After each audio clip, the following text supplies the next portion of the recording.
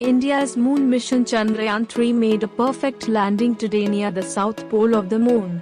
The next big maneuver was the rolling out of the Pragyan rover, which will send data from the spot to the lander that will be relayed to space agency ISRO. The launch of the rover, though, took time. This is because the rover cannot be launched till the dust kicked up by the touchdown of the Vikram lander is dissipated. The gravity of moon being a fraction of that of Earth, dust does not settle the way it does on Earth. The scientists were concerned that if the rover is rolled out before the dust dissipates, it can damage the cameras and other sensitive equipment on the rover. It was, however, quicker than a day that ISRO Chief S. Somnath had spoken of.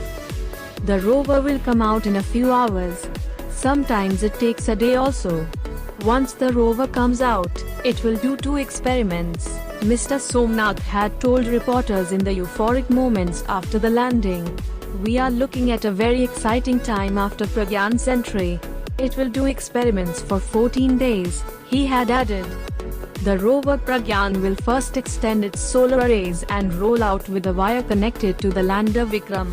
The wire will be snapped once the rover is stable on the lunar surface. It will then start its scientific mission. The experiments will continue for 14 days, which is a single moon day. As the night on the moon begins, the solar-powered equipment is likely to shut down. The data to be sent by Pragyan is of vital importance, given the traces of water found in the area. This was detected by a NASA instrument aboard the ISRO's Chandrayaan-1 probe in 2009. Chandrayaan-3 is the first moon mission to land near the south pole of the moon, and this is the first opportunity to explore the possibility of the presence of water, which will be crucial commodity in view of future moon missions.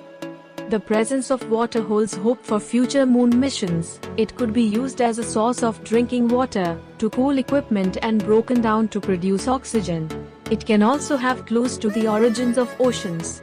Source: NDTV.